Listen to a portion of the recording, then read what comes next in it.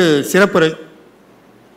பிறப்பால் முக்தி தருவது திருவாரூர் சிவம், வசிப்பதால் முக்தி தருவது காஞ்சி சிவம், நினைத்தால் முக்தி தருவது திருவண்ணாமலை சிவம், தரிசித்தால் முக்தி தருவது சிதம்பர சிவம், நிறைவாய் முக்தி தருவது காசி சிவம், 5 சிவமும் ஒன்றானால் அது சுகி சிவம்.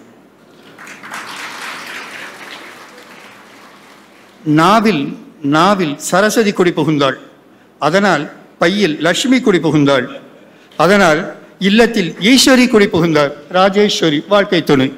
இவ்வாறு முப்பெரும் தேவியரையும் தன்னுள் அடக்கமாக கொண்ட சுகிசிவம் அவர்களின் சிறப்புரை. வாழ்க வையகம், வாழ்க வளமுடன்.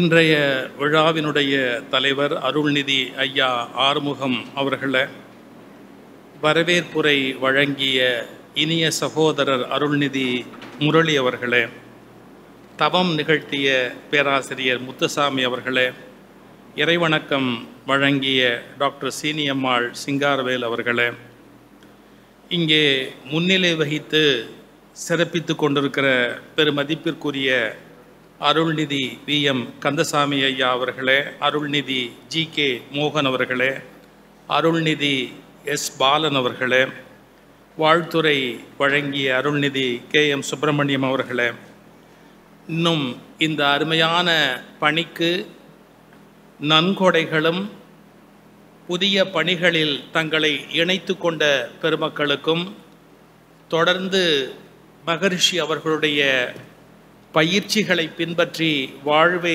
உயர்த்தி கொண்டிருக்கிற அனைத்து பெரியோர்களுக்கும் என்னுடைய மனப்பூர்வமான வணக்கங்களை, வாழ்த்துக்களை முதலில் தெரிவித்துக் கொள்கிறேன். எத்தனையோ அமைப்புகள் உலகத்தில் உண்டு என்று சொன்னாலும் நம்முடைய மகரிஷி அவர்களுடைய அமைப்பு உலகத்தை அமைதிப்படுத்துவதற்காக தோன்றிய ஓர் அமைப்பு. மனித மனம் என்பது ஒரு நாளைக்கு 50,000 முதல் 1,00,000க்கு மேற்பட்ட எண்ணங்கள் வந்து போகிற ஒரு இடம். ஒண்ணுமில்லை, ஒரு காய்கறி மார்க்கெட், அதுக்கு நம்ம போய் பார்த்தோம்னா எந்தெந்த ஊர்லேருந்தோ யாரோ வந்து போகிற இடம் எவ்வளவு அழுக்கா இருக்கும்.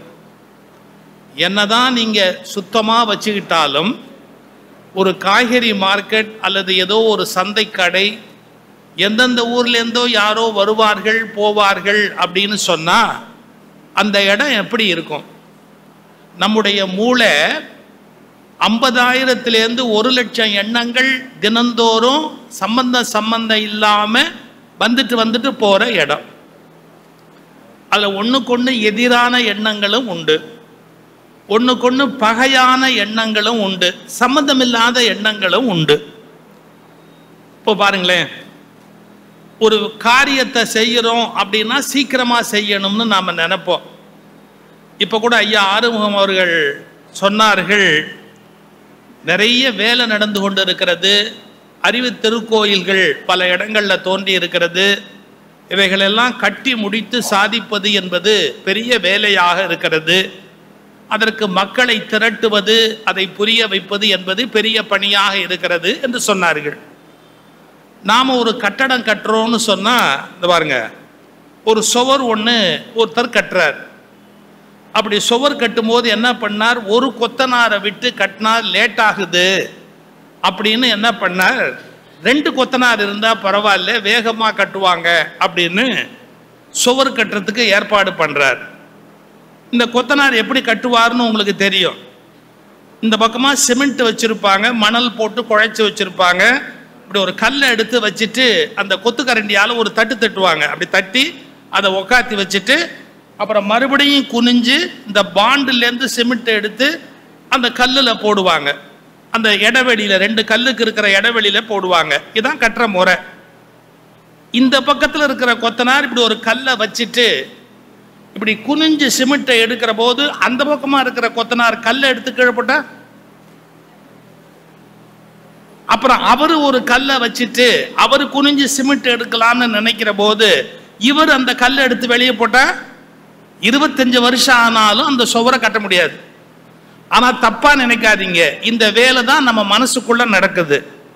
என்ன தெரியுமா, சுகரை கண்ட்ரோல் பண்ணணும்னு ஒரு எண்ணமும் இருக்கு, திருநெல்வேலி அல்வா சாப்பிடணும்னு ஒரு எண்ணமும் இருக்கு. ரெண்டும் அது வேலையை கரெக்டா பார்த்துக்கிட்டே இருக்கு. எப்படி சரியா வரும்? ஒரு எண்ணத்துக்கு எதிரான எண்ணம் உள்ளேயே உட்கார்ந்து இருந்தா நாம முடிக்க வேண்டிய காரியத்தை எப்படி முடிக்கிறது? அப்ப நம்ம என்ன பண்ணணும்? எந்தெந்த எண்ணம் இருக்கலாம், எந்தெந்த எண்ணம் இருக்கக்கூடாது, எந்தெந்த எண்ணம் இருந்தா நம்மால இந்த வேலையை முடிக்க முடியாது, நாம நினைக்கிற சரியான இடத்துக்கு நம்மளை கொண்டு போக முடியாது, கண்டுபிடிக்கணும். எப்பா இந்த எண்ணம் நமக்கு ஆபத்தானது, இந்த எண்ணம் அபத்தமானது, இந்த எண்ணம் அவசியமானது, இந்த எண்ணம் ரொம்ப ரொம்ப அவசரமானது, இப்படி ஒன்னொன்னையும் நம்ம எண்ணங்களை பிரிச்சு பார்க்கிறோமா? நேரம் இல்லை. ஆனா மனதை கொஞ்சம் தள்ளி நின்று வேடிக்கை பார்த்து எந்த எண்ணத்தை எப்படி கையாள வேண்டும் என்பதை உலகம் முழுவதும் கற்றுக்கொண்டு விட்டால் உலகத்தில் சண்டை இருக்காது, சச்சரவு இருக்காது, உலகம் இன்பமான ஒரு பூங்காவாக மாறிவிடும்.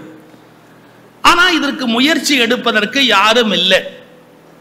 வர்றாங்க, ஒவ்வொரு காலத்துல ஒவ்வொருத்தர் உலகத்தை அமைதிப்படுத்துவதற்கு வர்றாங்க. ஒரு காலத்துல புத்தர் வந்தாரு, ஒரு காலத்துல வள்ளலார் வந்தாரு. இப்படி ஒவ்வொரு காலத்துல அமைதி ஏற்படுத்துவதற்கு ஒவ்வொருவர் வந்து கொண்டே இருக்கிறார்கள்.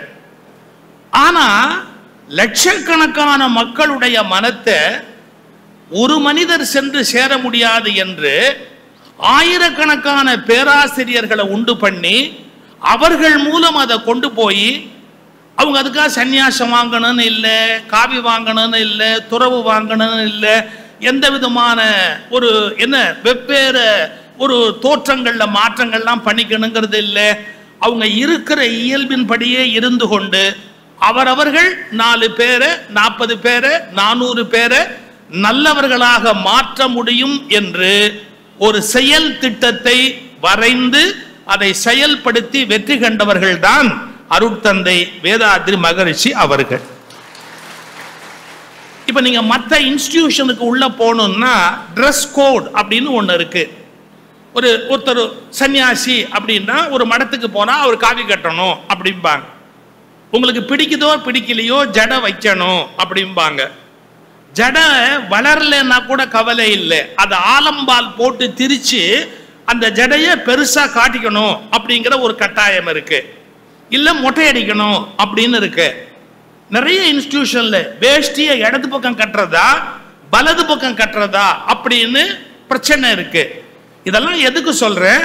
ட்ரெஸ் கோடு, நிறைய மெத்தடாலஜி, நிறைய விதமான ஸ்கூல் ஆஃப் தாட் அப்படின்னு போய் கல்யாணம் பண்ணக்கூடாது அப்படின்னு.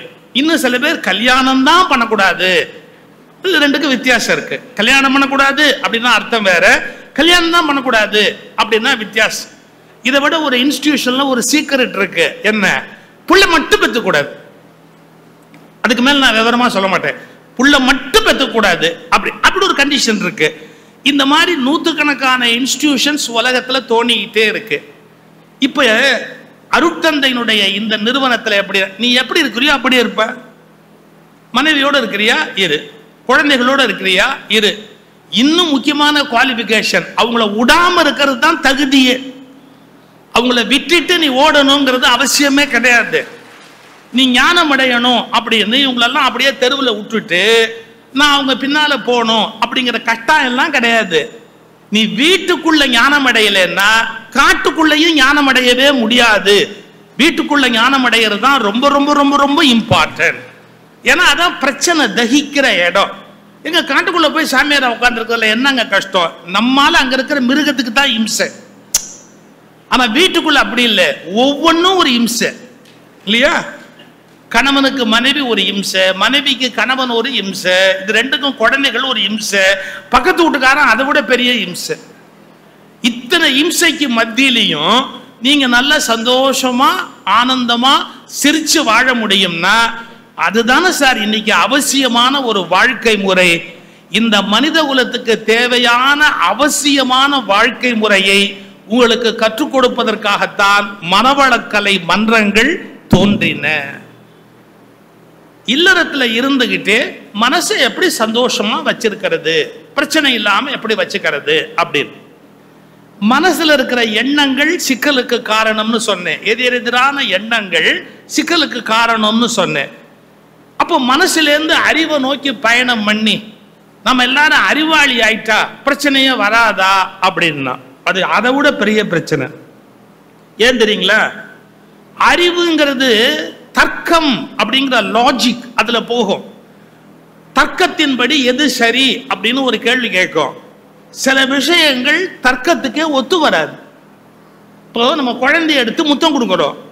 குழந்தை எடுத்து முத்தம் கொடுக்கறது ஏதாவது லாஜிக்கோட சேர்த்து வருமா?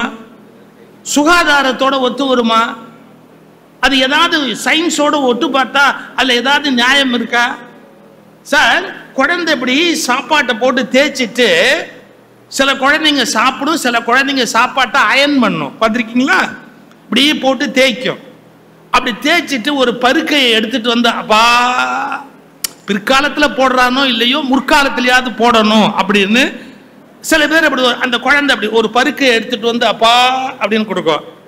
நீங்க சரியானபடி பார்த்தா ரொம்ப அறிவுபூர்வமா யோசிச்சா அது சேத்துல அதுல இதுல கண்டதுலயும் அந்த கையை போட்டு அதுல போட்டிருக்கு. அதை சாப்பிட்டா சயின்டிபிக்கா கரெக்ட் கிடையாது, அறிவுபூர்வமா சரி கிடையாது. ஆனா என்னன்னா உலகத்திலேயே சந்தோஷமான விஷயம் என்னன்னு கேட்டா நம்முடைய குழந்தைகள் சிறு கை அளாவிய கூழ் அப்படின்னு எழுதுனா அந்த குழந்தை கையை போட்டு பிசைஞ்சு அது கொடுக்கறது இருக்கு. அதுக்கு மேல இன்பம் என்ன இருக்குன்னு கேட்டா இப்ப நீங்க யோசிக்கணும். ஒரு பக்கம் மனசு நம்முடைய சந்தோஷத்துக்கு காரணம், துக்கத்துக்கும் அதான் காரணம். ஏன்னா எதிரெதிரான எண்ணம் இருக்கு. இந்த மனசு தான் சண்டைக்கும் காரணம். ஆனா இந்த மனசை அறிவா ஆக்கிட்டா சண்டை இல்லையான்னு பார்த்தா அறிவா ஆக்கிட்டா வாழ்க்கை சுவையாவே இருக்காது. வாழ்க்கையில எந்த விதமான மகிழ்ச்சியுமே இருக்காது. வாழ்க்கையை கொண்டாடவே முடியாது. எந்த வகையிலையும் வாழ்க்கை அறிவுபூர்வமா யோசிச்சா, கொஞ்சம் இப்படி சொல்றேன்னு தப்பா நினைக்காதீங்க, ரொம்ப அறிவுபூர்வமா யோசிச்சா கல்யாணமே வேண்டாம்னு தான் நிறைய பேர் முடிவு பண்ணுவாங்க.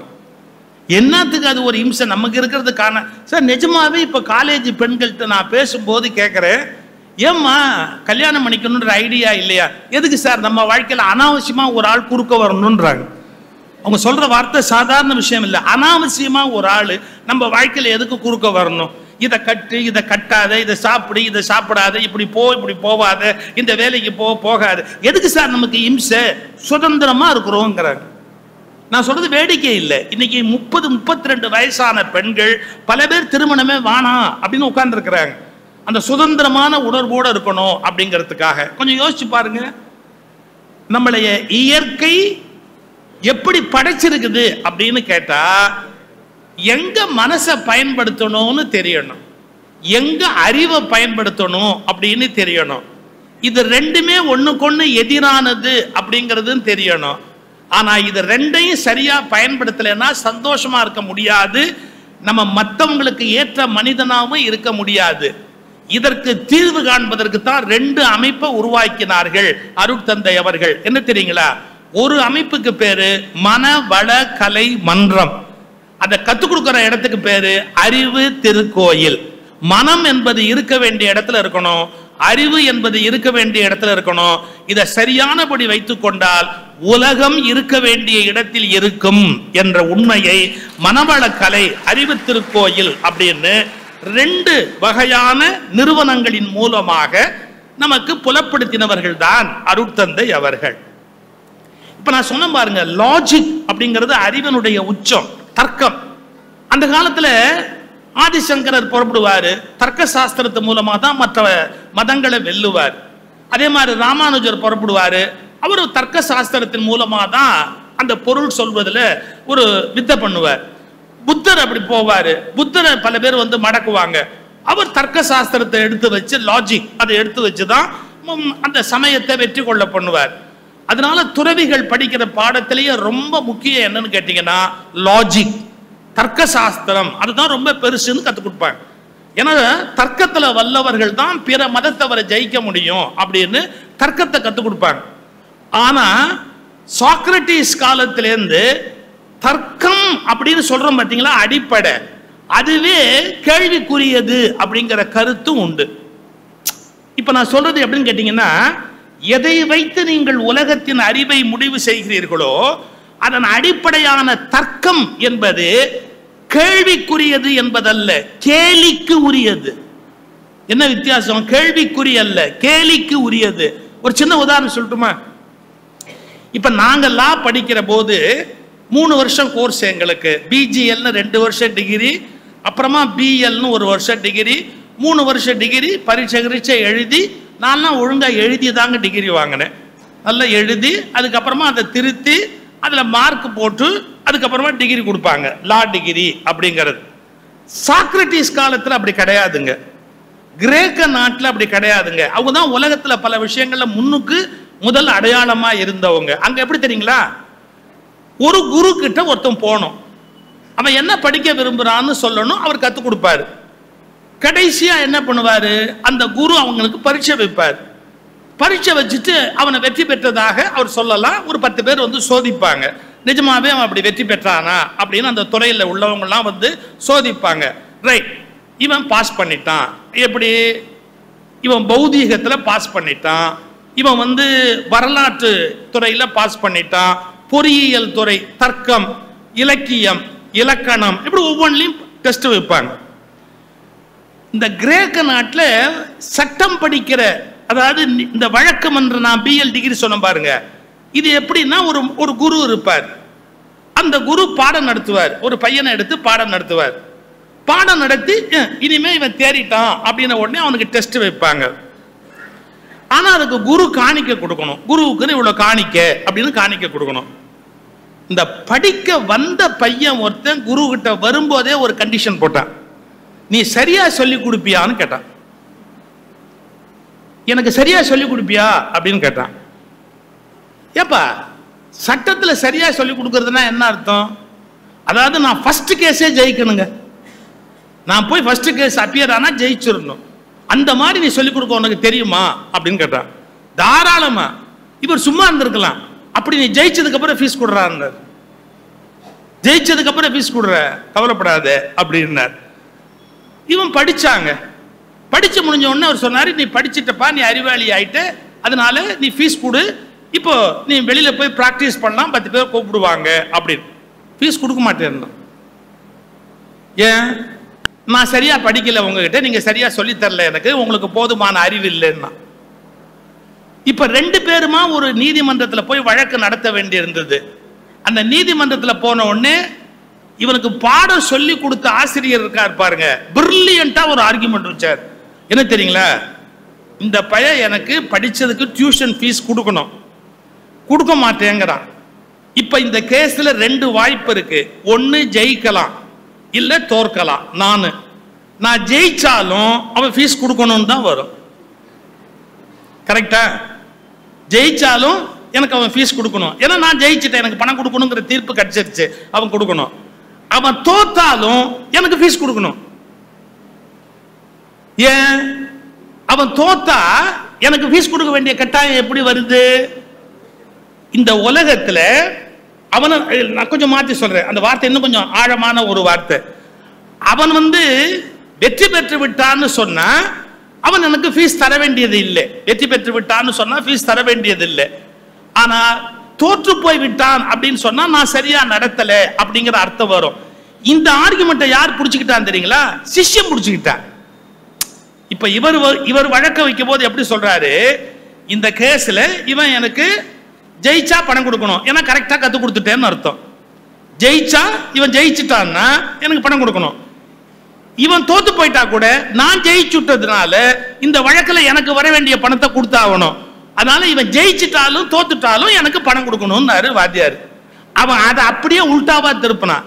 நான் இவர்கிட்ட தோத்துட்டேன்னு வச்சுக்க, ஃபர்ஸ்ட் கேஸ் ஜெயிக்கலன்னு ஆயிடும்.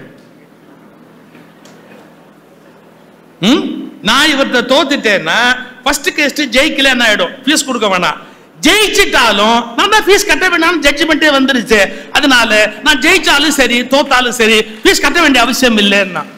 இது எதுக்கு சொல்லுவோம்னு கேட்டீங்கன்னா, லாஜிக் அப்படிங்கிற தர்க்க சாஸ்திரமே முட்டாள்தனமா இருக்கு. நீங்க எதையெல்லாம் ரொம்ப அறிவுபூர்வமானதுன்னு சொல்றீங்களோ அதுவே கடைசி வரைக்கும் அன்சால்வ்டு, எப்படி தீர்க்க முடியாதது, தீர்க்கவே முடியாத விஷயங்க. அதாவது இது வந்து உலகம் உள்ள வரையிலும் தீர்க்க முடியாத வழக்கு அப்படிங்கிறதுக்கு அடையாளமா கிரேக்கத்துல இதை தான் குறிப்பிடுறான். இந்த ஜெயிச்சாலும் கொடுக்கணும் தோத்தாலும் கொடுக்கணும்னு வாத்தியாரோட ஆர்குமெண்ட் இல்லைங்க, தோத்தாலும் கொடுக்க வேண்டியதில்லை ஜெயிச்சாலும் கொடுக்க வேண்டியதில்லைன்னு பையனோட ஆர்குமெண்ட். இந்த ரெண்டு ஆர்குமெண்ட்டும் விவாதப்படி எடுத்தா கரெக்டா தான் இருக்கும். அப்ப எது எது ஜெயிக்கணும் தெரியுங்களா? ஒரு படிச்ச பயலுக்கு ஒன்னே ஒன்னு இருக்கணும், என்ன? நம்ம குரு கிட்ட வித்தை கட்டுக்கிட்டோம், நன்றி இருக்கணும், பணத்தை கொடுத்துடணும். அவ்வளவுதாங்க. நமக்கு ஒண்ணுமில்லாத மக்கா இருந்தோம், அந்த ஆள் உயிரை கொடுத்து பாடம் சொல்லி கொடுத்தாரு. இதுக்கு தர்க்க சாஸ்திரத்தை வச்செல்லாம் தீர்ப்பு சொல்ல முடியாது. எனக்கு நன்றின்னு ஒண்ணு இருந்தா நான் அவருக்கு கொடுக்க வேண்டிய காணிக்கையை கொடுக்கணும் அப்படிங்கிற மனதை பயன்படுத்தினா மட்டும்தான், அந்த மனசாட்சியை பயன்படுத்தி நன்றியோட இருந்தா மட்டும்தான் அவருக்கு கொடுக்க வேண்டிய ஃபீஸை அவன் கொடுக்க முடியும். இப்ப நான் சொல்ற இந்த விஷயம் இருக்கு பாத்தீங்களா, மனம் அப்படிங்கிறது ஒரு பெரிய சக்தி, அதுல சில குறை இருக்கு. அறிவு என்பது மிகப்பெரிய ஆற்றல், அதுல சில குறை இருக்கு. மிக சரியான வாழ்க்கை என்பது என்னன்னு கேட்டா, எங்க மனசை பயன்படுத்தணும் எங்க அறிவை பயன்படுத்தணும் அப்படின்னு தெரிஞ்சு ரெண்டுக்கு நடுவுல நின்னுகிட்டு மனதை சில நேரம் பயன்படுத்தி அன்பா இருக்கிறது, அறிவை சில நேரம் பயன்படுத்தி எந்த பிரச்சனையிலும் சிக்காம இருக்கிறது. இதுதான் சரியான வாழ்க்கை. முழு மனம் வழியிலும் போக முடியாது, முழு அறிவை வைத்துக் கொண்டும் வாழ முடியாது. இரண்டுக்கும் நடுவில் இருந்து கொண்டு சரியானபடி இரண்டையும் பயன்படுத்த வேண்டும். இந்த நுட்பத்தை கற்றுக் கொடுக்கிற பள்ளிக்கூடத்துக்குத்தான் அறிவு திருக்கோயில் மனவளக்கலை மன்றம் என்று பெயர். நீங்க எங்க உங்க அறிவை பயன்படுத்தணும், எங்க உங்க மனசை பயன்படுத்தணும் அப்படிங்கிற, மனசு கையில் எடுத்துக்கணும், எங்க அறிவை கையில் எடுத்துக்கணும் அப்படிங்கிற அந்த டெக்னிக்கை நமக்கு சொல்லிக் கொடுப்பது தான் இந்த கலையில இருக்கிற மிகப்பெரிய வெற்றி. இன்னைக்கு 3 விழாக்கள், புதிய நிர்வாகிகள் பொறுப்பேற்கும் விழா. ஒரு அமைப்பை உண்டாக்குறது பெருசு இல்லைங்க, மகரிஷி உண்டாக்குனார். அதை ஒவ்வொரு ஆண்டு 2 ஆண்டு 10 ஆண்டு 20 ஆண்டுன்னு அதை கொண்டு போறதுன்னா ஈஸியா? உறுதிமொழி எடுக்கும் போதே அவங்க அகில உலக சேவா சமுதாய சேவா சங்கத்தினுடைய தலைவர் பத்மஸ்ரீ SKM ஐயா அவர்களுடைய பேரை சொல்லி அவர்களுடைய லட்சியங்களின்படி நாங்கள் தொடர்ந்து செய்வோம் அப்படின்னு ஒரு உறுதிமொழி எடுத்தாங்க. ஏன்? ஒரு இயக்கத்துக்கு விதை போடுறது ஒரு முதல் விஷயம், அதை தொடர்ந்து 10 வருஷம் காப்பாத்துறது 20 வருஷம் காப்பாத்துறது ஈஸி இல்லைங்க. நான் பேச்சு துறைக்கு வந்து 52 வருஷம் ஆச்சுங்க. அது யார் பண்ண பாவமோ இல்ல யார் பண்ண புண்ணியமோ தெரியாது. ஒரு நல்லா பேசுவார்னு பேர் எடுக்கிறதுக்கு நான் என்ன பாடுபட்டிருப்பேன், அதுக்கு நான் எத்தனை பேர் உயிரை எடுத்திருப்பேன். இவர் நல்லா பேசுவாரு அப்படின்னு ஒரு முத்திரை வாங்குறது அவ்வளவு ஈஸியா? அவ்வளவு ஈஸியா? இல்லாட்டி இவ்வளவு பேர் வந்து உட்காருவாங்களா? ரைட்டு. அதை விட கஷ்டமான விஷயம் என்ன தெரியுங்களா? நல்லா பேசுவார்னு பேர் எடுக்கிறது பெரிய விஷயம் இல்லைங்க, இன்னைக்கு நல்லா பேசுவாரா இல்லையாங்கிறது அதை விட பிரச்சனையான விஷயம். ஏன்? நேத்திக்கு சாம்பார் வச்ச அம்மா தான் இன்னைக்கு சாம்பார் வச்சதுங்க, சகிக்கல. அதை சொல்ல முடியலங்கிறது வேற சமாச்சாரம். ஆனா நேத்திக்கு வச்ச அதே பருப்பு தான், அதே புளி தான், அதே உப்பு தான், அதே காரம் தான். என்ன கோபம் மனசுல இருந்தது, நேத்திக்கு சந்தோஷம் இருந்தது, நேத்திக்கு நல்லா இருந்தது, இன்னைக்கு நல்லா இல்லை. இப்ப கொஞ்சம் நல்லா யோசிச்சுக்கங்க. நீங்க நல்லா செய்வீங்கன்னு பேர் எடுக்கிறது எவ்வளவு கஷ்டமோ அதை விட பெரிய கஷ்டம் என்ன தெரியுங்களா? அதை வாழ்நாள் முழுவதும் தொடர்ந்து கொண்டு போவது அதை விட பெரிய கஷ்டம். இதை புரிய வைக்கிறதுக்கு உதாரணம் சொல்றேன்னு, இவங்கெல்லாம் பெரிய பெரிய நிறுவனம் வச்சிருக்கிறாங்க, ஏற்றுமதி இறக்குமதி. அவர் சென்னை சில்க்ஸ் எவ்வளவு பெரிய நிறுவனம்னு தெரியும். ஒவ்வொருத்தருமே ஒவ்வொன்றில் ஒரு ஜாம்பவான்கள், அவங்க ஒவ்வொருத்தருடைய பிராண்டுமே அப்படிப்பட்ட பிராண்டு. ரைட்டு. 20 வருஷம் ஆயிருக்கும், 15 வருஷம் ஆயிருக்கும். குட்வில் அப்படின்னு பேர் அதுக்கு டெக்னிக்கலா. குட்வில் அப்படின்னு ஒன்று கிரியேட் பண்றது சொசைட்டில.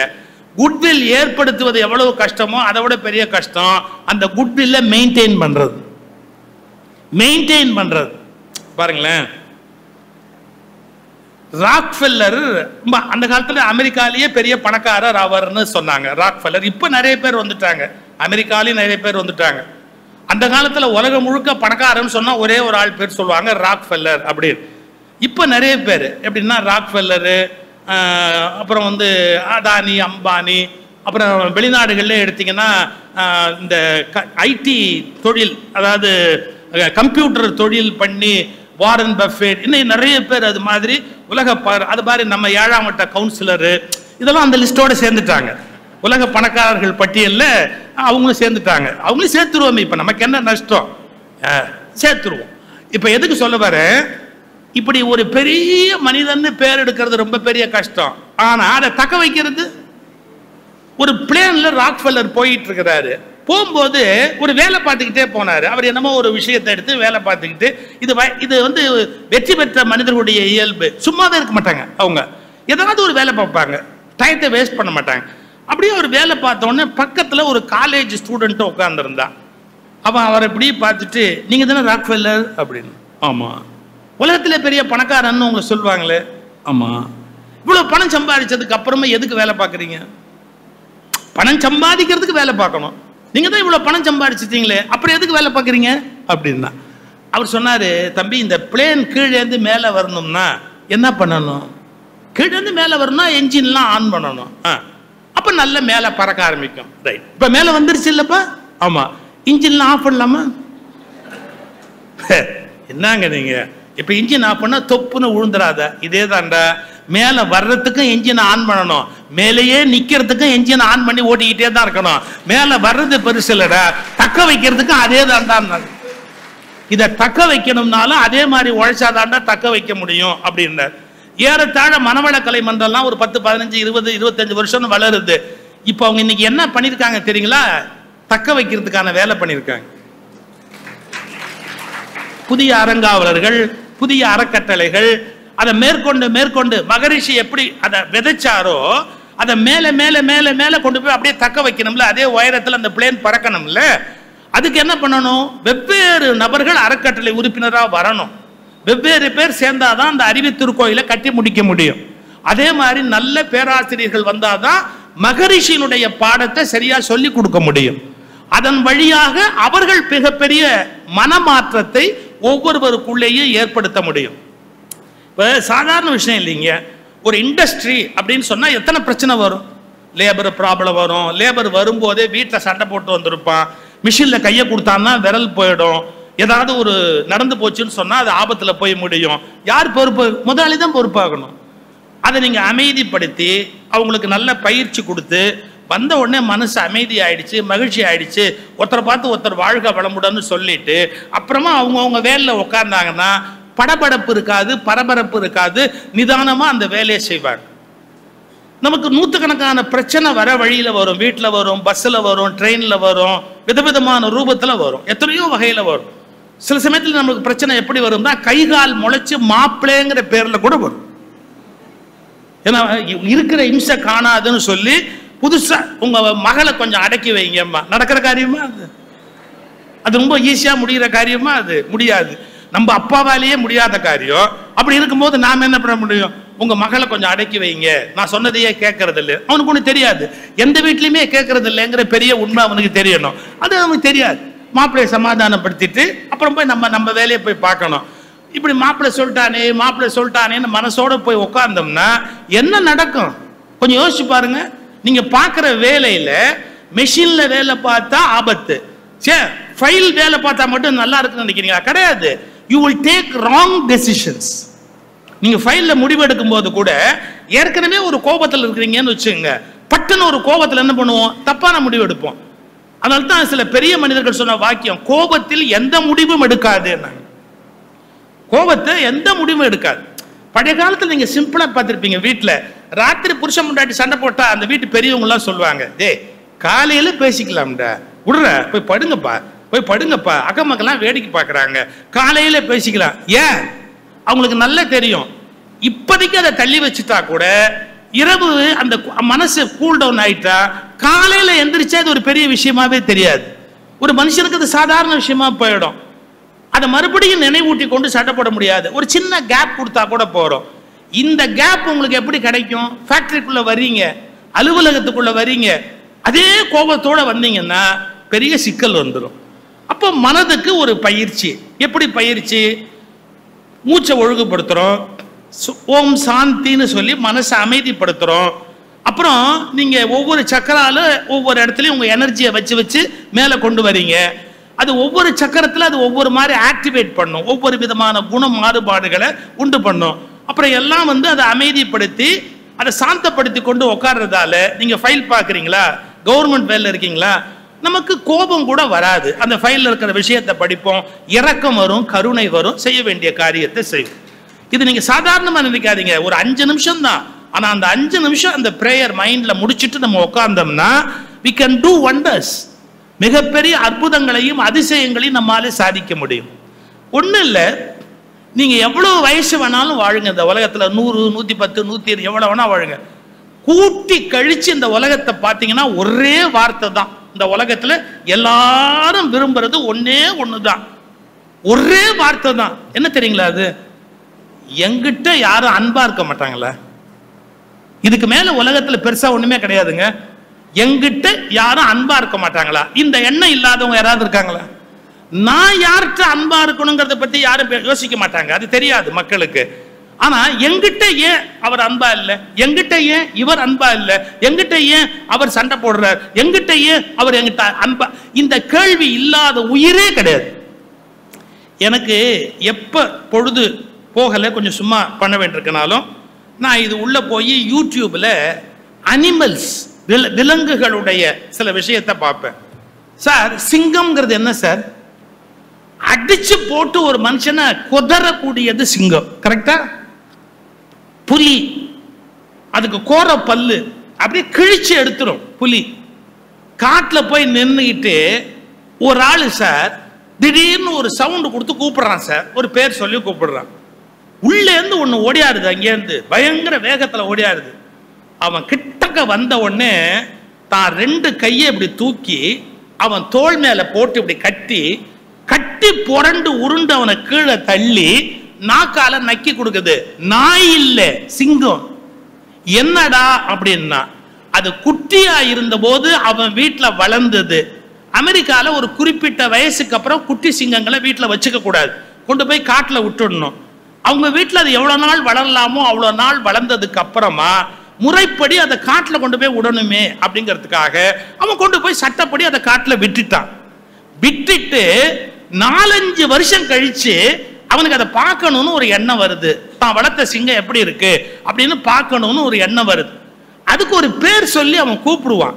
அந்த சவுண்டை கொடுக்குறான். கரெக்டா அதுக்கு கொடுத்த உடனே முதல்ல எங்கேருந்தோ பாஞ்சு ஓடியாந்தது. ஒரு 5 வருஷத்துக்கு முன்னாடி நமக்கு சோறு போட்டு நம்மளை அன்பு காட்டி வளர்த்தவன்னு தெரிஞ்ச உடனே 2 கையை அவன் கழுத்து மேல போட்டு அவனை கீழே தள்ளி நாக்கால நக்கி, இது பெருசு இல்லை சார், திரும்பி காட்டுக்குள்ள ஒரு நிமிஷம் அது ஓடிச்சு சார், போய் அதோட பொண்டாட்டி பிள்ளையெல்லாம் கூட்டிட்டு வந்து இவன்கிட்ட இன்ட்ரோடியூஸ் பண்ணுது சார். நான் வேடிக்கைக்கு சொல்லல, நீங்க வளர்த்த அந்த மாதிரி விலங்குகள் பத்தி யூடியூப்ல போட்டு பாருங்க. அது புலியா இருக்கலாம், சிங்கமா இருக்கலாம், கொரில்லாவா இருக்கலாம், எதுவா வேணாலும் இருக்கலாம். அதுங்க என்ன பண்ண உடனே தான் ஃபேமிலியை கூட்டிட்டு வந்து இவன் கிட்டக்க அறிமுகப்படுத்துது. சுத்தி சுத்தி வருது, எல்லாம் திருப்பி திருப்பி இவனை சுத்தி வருது. இப்ப இந்த புலியாவது இவனுக்கு தெரிஞ்சது, அது தெரியாதது. அது என்ன பாடுபடுத்தணும், அதுவும் கம்முன்னு இருக்கு. ஏன்? இவர் நமக்கு வேண்டியவர் அப்படிங்கிற விஷயத்தை அது கம்யூனிகேட் பண்ணிடுச்சு. அது அன்பா இருக்கு. இதெல்லாம் பார்த்ததுக்கு அப்புறம் நான் உலகத்தை திருப்பி திருப்பி திருப்பி ஜல்லடை போட்டு பார்த்தா, இந்த உலகம் முழுக்க ரேஷனுக்கு இயங்கவில்லை, நகைக்கு இயங்கவில்லை, துணிமணிக்கு இயங்கவில்லை, பதவி பட்டத்துக்கு இயங்கவில்லை. எல்லா உயிர்களும் அன்புக்கு மட்டும்தான் இயங்குகின்றன. எல்லா உயிருக்குமே ஒரே ஏக்கம் என்ன அப்படின்னு கேட்டா, எங்கிட்ட அன்பு காட்ட ஆள் இல்லையே, எங்கிட்ட அன்பு காட்ட ஆள் இல்லையே அப்படின்னு. உங்களுக்கு தெரியும், நான் கூட நடுவுல நிறைய சீர்திருத்த கருத்துக்களை கோபமா பேசினேன், நிறைய பகையை சம்பாரிச்சேன், நிறைய பேருடைய கடுமையான கெட்ட வார்த்தைகள் விமர்சனத்தை எல்லாம் கேட்டேன். ஒரு நாள் நான் உட்கார்ந்து யோசிச்சேன், நான் நினைக்கிறது என்ன, அவங்களுக்கு நல்லது சொல்லணும்னு நினைக்கிறேன். ஆனா நல்லது சொன்னா கூட நான் ஏன் பகையை சம்பாதிக்கிறேன்? அப்ப நான் ஏதோ ஒரு தவறு பண்றேன். என்ன தவறு பண்றேன்? ஒரு எரிச்சலோடையும் ஒரு கோபத்தோடையும் நான் ஒரு நல்லதை சொல்லும் போது அவங்களுக்கு அது பிடிக்கல. இப்ப அதையே நான் மாத்தி, நிஜமாவே உன் மேல இருக்கிற அன்புனாலதான் சொல்றேன், நீ நல்லா இருக்கணுங்கிறதுக்காகத்தான் சொல்றேன், நமக்கு அறிவு வளரணும் மேல வரணுங்கிறதுக்காகத்தான் சொல்றேங்கிற கனிவு மட்டும் என்னுடைய சொற்கள்ல இருந்திருக்குமானா எனக்கு ஒரு பகை வருமா? வராது. அதை நான் கத்துக்கிட்டது எங்க தெரியுங்களா? யூடியூப்ல அந்த சிங்கத்துக்கிட்டே இருந்து கத்துக்கிட்டேன். ஏன்? எல்லா உயிர்களுமே அன்புக்கு ஏங்குகின்றன. நாம எவ்வளவு கடுமையான விஷயங்களை சொல்லி கொடுத்தா கூட, கடுமையா திட்டுனா கூட, கடுமையா பனிஷ் பண்ணா கூட சேஞ்ச் பண்ண முடியாது. கஞ்சா குடிக்கிறவனு நீங்க எல்லாம் எவ்வளவு சட்டங்கள் போட்டா கூட ஒண்ணுமே பண்ண முடியாது. இன்னைக்கு உலகம் என்ன ஆயிருக்குங்கிறது நீங்க போய் பாருங்க. 8ஆம் கிளாஸ் 10ஆம் கிளாஸ் படிக்கிற பையன் கஞ்சா குடிக்கிறான். கஞ்சா கூட இல்ல சார், ஒண்ணு வந்திருக்கு சார், ஏதோ ஒண்ணு பேரு.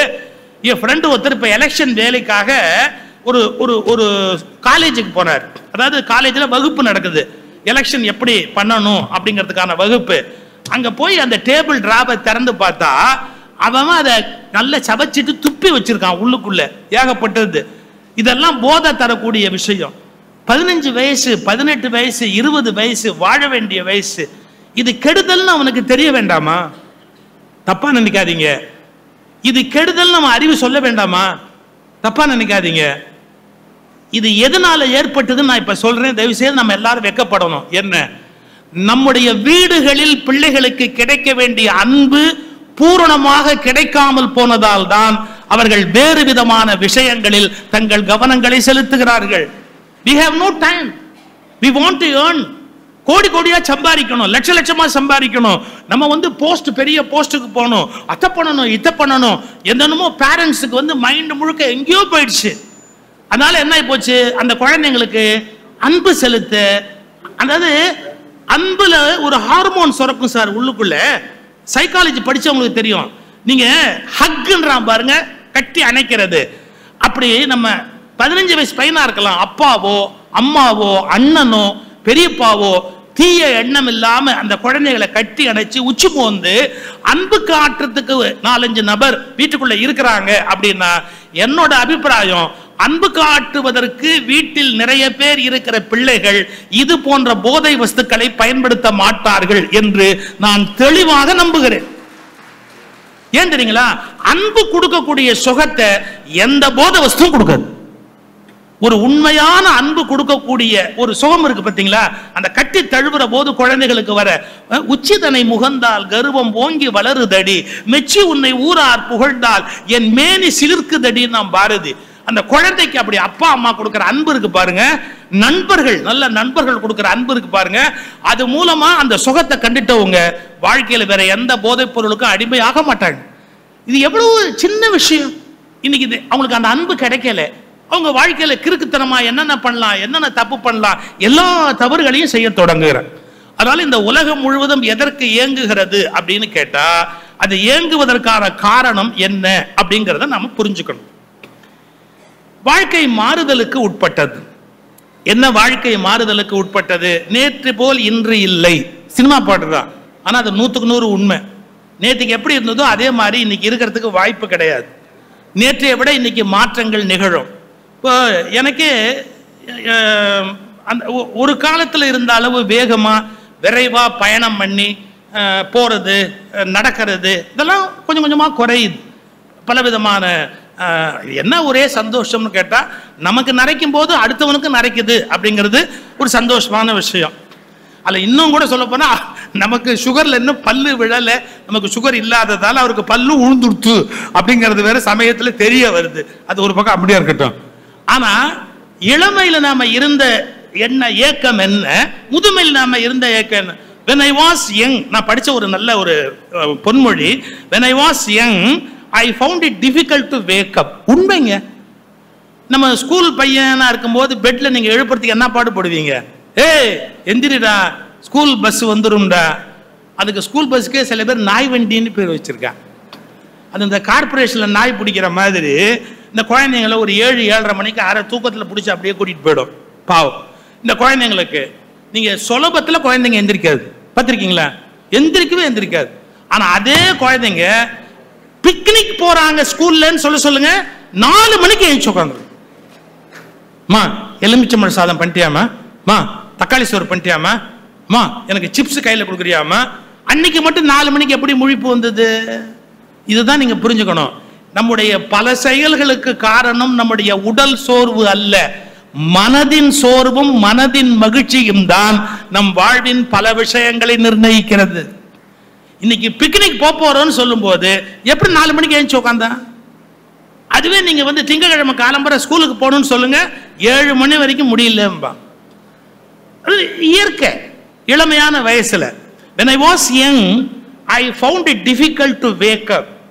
இப்போ when I am old I find it difficult to sleep.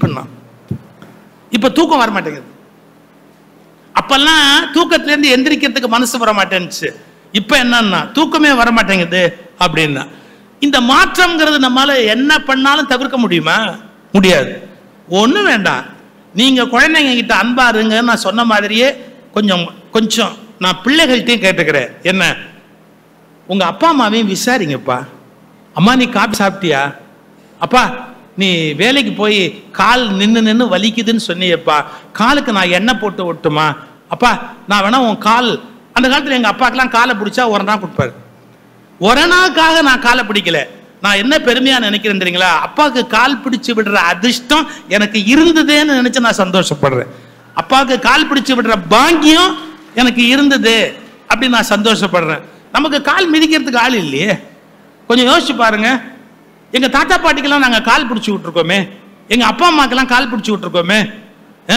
அப்போ எப்படி குழந்தை பருவத்துல அன்பான அந்த அரவணைப்பு குழந்தைகளை மாத்துதோ, அப்படி முதுமைன்னு வர்ற போதும் அன்புக்கு நாமளும் ஏங்குவோம். அங்கேருந்து ஓடி பிள்ளைங்க அம்மா நீ சாப்பிட்டியாம்மா, பாட்டி நீ சாப்பிட்டுட்டியா, உனக்கு ஏதாவது நான் வாங்கிட்டு வரட்டுமா, உனக்கு பிடிச்சது சொல்லு, நான் வெளியில போகும்போது உனக்கு வாங்கிட்டு கொடுக்குறேன். இது சின்ன விஷயம்தான். ஆனா இந்த அன்புக்கு உலகத்தில் இருக்கிற எல்லாரும் ஏங்கிட்டு தான் இருக்கிறாங்க. இதுக்கு என்ன பேரு? பாரம்பரியமான பண்பாடுன்னு பேரு. சின்னவங்க பெரியவங்களை நேசிக்கணும், அதே மாதிரி பெரியவங்கள சின்னவங்க நேசிக்கணும். ஒவ்வொரு காலத்துல ஒவ்வொரு தேவை மாறி இருக்கும். ஆனா ஒண்ணு மட்டும் மறந்துடாதீங்க, எல்லாத்துக்கும் பின்னால் இருக்கிறது ஒன்னே ஒண்ணுதான். அது என்ன? அன்பு. அன்பு அன்பு மட்டும்தான். சரி, இப்போ மனவளக்கலை அப்படின்னு இதுக்கு ஒரு பேர் வச்சிருக்கிறாங்க. நீங்க மகரிஷியோட கருத்து, மகரிஷியோட பாடலோட எனக்கு ரொம்ப மகிழ்ச்சி. ஆறுமுக ஐயா கூட நிறைய பாடல் சொல்றாரு, நிறைய பேச்சு அந்த மகரிஷியோட கருத்துக்களை எல்லாம் எடுத்து சொன்னார். முரளி சார் பேசுற போது கூட சீக்ரெட் புக்கில் இருந்து ரொம்ப அருமையான சில விஷயங்களை அவர் எடுத்து சொன்னார். என்ன சொன்னார் அவர்? முரளி சொன்னபோது என்ன சொன்னாரு? யாருக்கு கொடுக்கப்பட்டிருக்கிறதோ அவர்களுக்கு மேலும் கொடுக்கப்படும், யாரிடம் நிறைந்திருக்கிறதோ அவர்களுக்கு கொடுக்கப்படும். அதுக்கான விளக்கம் சொன்னார். நன்றி உணர்வு அப்படின்னார். உண்மைங்க, உண்மை. என்ன நன்றி உணர்வு இருந்தா எப்படின்னா, எனக்கு இறைவன் கொடுத்ததுக்கெல்லாம் நான் நன்றி சொல்லணும், எனக்கு கிடைச்சதுக்கெல்லாம் நான் நன்றி சொல்லணும். எதன் மீது நான் ஒரு நன்றி செலுத்துறவனா இருந்தா கண்டிப்பா அது என்னை தேடி வரும், என்னை விட்டுட்டு அது போகவே போகாது. இது உலக இயற்கை. ஒரு ஜென் துறவி, அந்த ஜென் துறவி உட்கார்ந்துருக்காரு. அவர்கிட்ட ஞானம் பெறணும் அப்படின்ற அவசரத்தில் ஒருத்தர் வர்றான். சில பேருக்கு ஞானம் கூட ரொம்ப சீக்கிரமா வாங்கும். கரஸ்பாண்டன்ஸ் கோர்ஸ்ல ஒரு அமேசான்லயே வந்துட்டா கூட இன்னும் சௌரியம் தான். அமேசான்ல புக் பண்ண உடனே அப்படியே வந்துட்டா இன்னும் சௌரியமா இருக்கும். ரமண மகரிஷி திருவண்ணாமலை இருந்தாரு. 2 லேடிஸ் வந்தாங்க. ரமணர்கிட்ட கேட்டாங்க, கொஞ்சம் அவசரமா போகணும்னாங்க. இல்ல அதுக்குள்ள உங்ககிட்டேருந்து ஒண்ணு வேணும். என்ன வேணும்? முக்தி வேணும்னு கேட்டாங்க. ஏங்க ஜீவன் முக்திங்கிறது என்ன?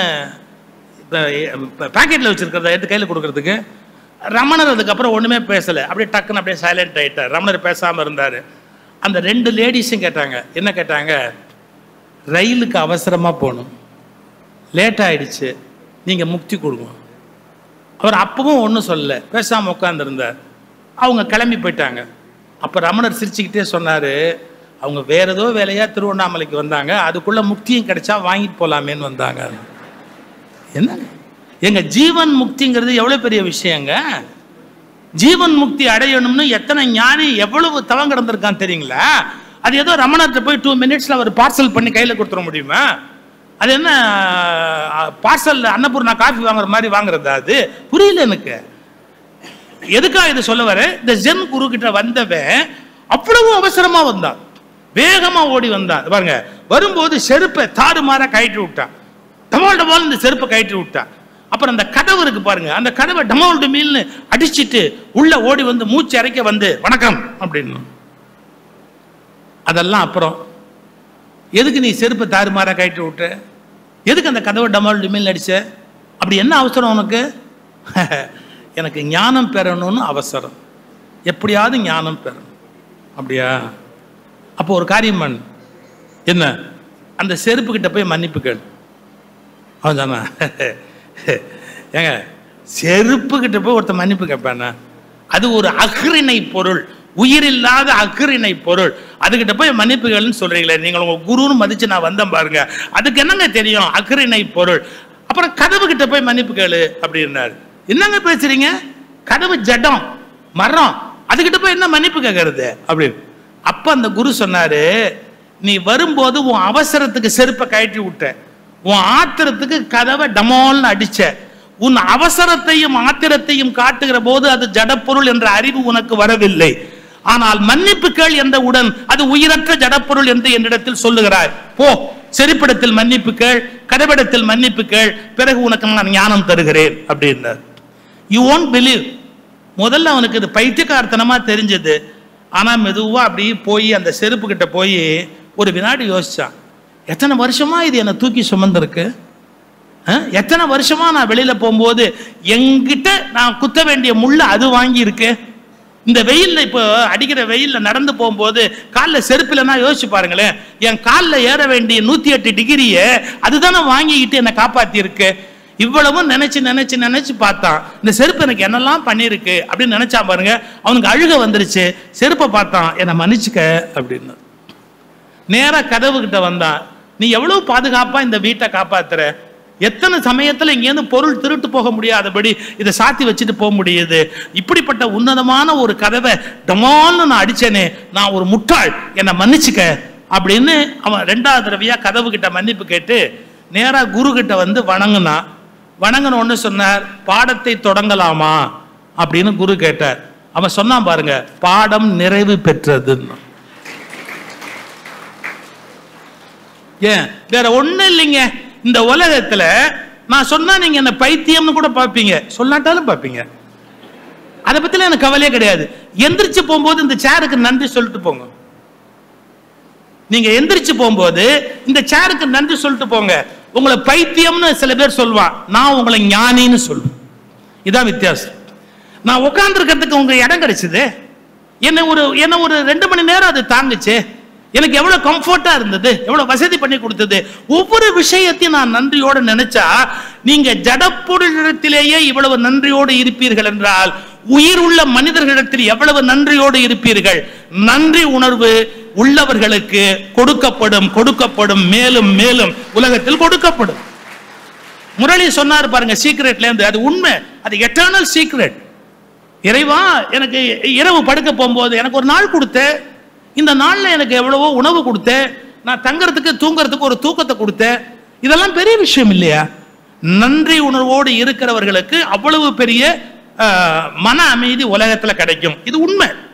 சரி, இந்த உலகத்துல எல்லாரும் ஒரே மாதிரி இருக்காங்களா? நீங்க அடைய வேண்டிய, எப்படி சொல்லலாம், வெல்த்னா என்னப்பா? ஹாப்பினஸ் அப்படிம்பா எல்லாரும். I want to be happy, I want to be happy அப்படிம்பா. அந்த ஹாப்பினஸ்னா என்ன, வெல்த்னா என்ன, நீ எதை அடைய விரும்புறேன்னு கேளுங்க. ஒரு சாம்பிளுக்கு சொல்றேன். ஒருத்தன் சொல்லுவான், கொஞ்சம் விவரமான ஆள் சொல்லுவான், என்னங்க உலகத்துல ஒரு நிம்மதி வேணுங்க, பீஸ் ஆஃப் மைண்ட், நிம்மதி. நல்லா சொல்லட்டுமா, அது மட்டும் எவனுக்கு இருக்கோ அவனுக்கு எதுவுமே தேவைப்படுது. யாருக்கு பீஸ் ஆஃப் மைண்ட்ங்கிற நிம்மதி இருக்கோ அவனுக்கு எதுவுமே தேவைங்கிறதே போயிடும், மனசை விட்டே போயிடும். நீங்க ஒரு 40 லிஸ்ட் போட்டு, எனக்கு டிவி வேணும், கார் வேணும், பங்களா வேணும், இந்த சைஸ்ல இருக்கணும் டிவி, செல்போன் இப்படி இருக்கணும், இப்படி வரிசையா எல்லாம் கேட்டுக்கிட்டே போயிட்டு கடைசியா நிம்மதி வேணும்னு எழுதுங்க. இந்த 39 இருக்கிற வரைக்கும் அது வரவே வராது. ஏன்? செல்போன் ஒண்ணு போதும் நம்ம நிம்மதியை கெடுக்கிறதுக்கு. இது ஒண்ணு போதும். சார், இந்த செல்போனை பார்த்துணுங்கிறதுல ஒய்ஃபுக்கு எவ்வளவு தவிப்பு தெரியுங்களா? ஹஸ்பண்டோட அந்த செல்போனை பார்த்து அதுக்கு அவங்க என்னென்ன ஜால்ரா பண்ணுவாங்க தெரியுங்களா? என்னென்ன லீல பண்ணுவாங்க தெரியுங்களா? கேஸ் புக் பண்ணணும், கொஞ்சம் உங்க போனை கொடுங்க. யார் யார் ஃபோன் பண்ணான்னு கண்டுபிடிக்கணும், அதுக்கு போனை பார்க்கணும். நீங்க பாத்ரூம் போகும்போது போன் எடுத்து பார்க்குற ஒய்ஃபு குளிக்க போகும்போது போன் எடுத்து பார்க்குற ஆம்பளை எவ்வளவு பேர் இருக்கான்னு தெரியுங்களா? இன்னைக்கு சொல்றேன், இன்னொருத்தருடைய போனை நாம பார்க்கறது இல்லைன்ற முடிவுக்கு வந்துட்டாலே நாம நாகரிகத்தினுடைய உச்சத்துக்கு வந்துட்டோம்னு அர்த்தம். அவங்கவுங்க வாழ்க்கை அவங்கவுங்களோட, அதுல என்ன பெரிய ஆராய்ச்சி வேண்டி இருக்கு? நான் கூட சொன்னேன், இப்பெல்லாம் பொண்ணு மாப்பிள்ளை பார்க்கறதா இருந்தா ஜாதகம்லாம் மாற்ற வேணாம், செல்போனை 2 பேரும் ஒரு 3 நாள் மாற்றுங்க. பொண்ணு போனை மாப்பிள்ளைகிட்ட கொடுத்துருமா, மாப்பிள்ளை போனை பொண்ணுகிட்ட கொடுத்துருமா, கல்யாணம் அதோட நின்று போயிடும். அதுக்கப்புறம் எந்த கல்யாணமும் நடக்கவே நடக்காது. வந்த போனெல்லாம் எடுத்து ரிசர்ச் பண்ணா அதுக்கப்புறம் கல்யாணம் நடக்கிறதுக்கு வாய்ப்பே கிடையாது. நான் வேடிக்கைக்கு சொல்லல, மனிதர்கள் எவ்வளவு அமைதியற்றவர்கள் தெரியுமா? இப்போ இதுல எவ்ரி 2 minutes எவ்ரி 2 seconds உலகத்துல நடக்கிற விஷயத்தை அப்படியே ஏத்திக்கிட்டே இருக்கிறான், மாத்தி மாத்தி ஏத்துறான். நான் கூட சார் மெட்ராஸ்ல வீடு இருக்கு, தோட்டம் இருக்கு. மெட்ராஸ் ரொம்ப வெயில், மெட்ராஸ் வெயில் தாங்க முடியல அப்படின்னு சொல்லிதான் சரி கோயம்புத்தூர்ல ஒரு வீடு எடுத்து இந்த சம்மர்ல இருக்கலான்னு வந்தா அவன் நியூஸ்ல போடுறான், இந்த முறை சென்னையை விட ஈரோடு, திருப்பூர், கோவை பகுதிகளில் அதிக வெயில் தாக்கும். ஒரு வீடு எடுத்து நாம கோயம்புத்தூர்ல இருந்தா கொஞ்சம் குழு குழுன்னு இருக்கும், மெட்ராஸை விடன்னா சென்னையை விட அப்படின்னு போடுறான். இதுக்கு என்ன பண்ண முடியும்? அங்க 107னா இங்க 108. இதை நீங்க பார்த்துக்கிட்டே இருந்தீங்கன்னு வச்சுங்க, மனசுல அமைதி போயிடும். பீஸ் ஆஃப் மைண்ட்ங்கிறது வாழ்க்கையில் எவ்வளவு இம்பார்ட்டன்டான விஷயம். இயற்கையை நம்ம எப்படி மாற்ற முடியும்? பொது விஷயம். நீங்க அதிசயம், இப்போ துபாயில பெஞ்ச மழையை பார்த்தீங்களா? துபாயில மழை பெஞ்சதுன்னா நான் ஷேக் ஆயிட்டேன். என்ன, துபாய்க்கு போனா ஷேக் ஆகணும் இல்லையா? புரியுதா? நான் துபாயில மழைன்னு உடனே நான் ஷேக் ஆயிட்டேன். அதுவும் எப்படி மழை, அடி நொறுக்கிடுச்சு அந்த மழை. அது பாட்டுக்கு 10 அடி 15 அடிக்கு தண்ணி நிக்குது. ஏன், நம்மள மாதிரி டிரைனேஜ் சிஸ்டம் அவனுக்கு கிடையாது. மழை பெஞ்சா ஓடுறதுக்கான வழியே அவன் கட்டடத்தை கட்டும் போது கட்டல, மழை பெய்யாதுங்கிற அபிப்பிராயத்திலே கட்டி வச்சிருக்கிறான். அங்க மழை பெய்யுது. So nature is so powerful. எங்க மழை பெய்யும்னு தெரியாது, எவ்வளவு பெய்யும்னு தெரியாது, எல்லாமே உங்களை டிஸ்டர்ப் பண்ணிக்கிட்டே இருக்கக்கூடியது. நீங்க ஒன்னொன்னுக்கு டிஸ்டர்ப் ஆகிட்டே இருந்தீங்கன்னா எப்படி சந்தோஷமா இருக்க முடியும்? எப்ப இங்க வந்துட்டீங்களோ அப்பவே சுகீஸ்வரம் முடிச்சாதான் விழா நடக்கும், விழா முடியும் அப்படிங்கிறத முடிவு பண்ணிட்டு வந்துடணும். இது எப்ப முடிக்கிறது, அப்புறம் எப்ப சாப்பாடு போட்டு, அப்புறம் எப்ப சாப்பிட்டு, எப்ப வீட்டுக்கு போய், அது இது நடக்கும். ஒரு நேரத்தில் நடக்கும், முடிக்கிற போது தான் முடியும். நம்ம மைண்டை அக்செப்ட் பண்ணிக்கணும். என் ஃப்ரெண்டு ஒருத்தர் கொண்டு போய் முதியோர் இல்லத்துல சேர்க்கறாங்க சார். அந்த அம்மா பாருங்களேன், உள்ள போன உடனே அந்த மேனேஜர் கேட்டார், உங்களுக்கு எந்த மாதிரியான சூட் வேணுமா, ஏர் கண்டிஷன்டா, இதுவா அதுவா, எந்த ரூம் அவைலபிள் அப்படின்னாங்க. அவர் ஏதோ 103 அப்படின்னார். எனக்கு ரொம்ப பிடிச்சிருக்குன்னாங்க.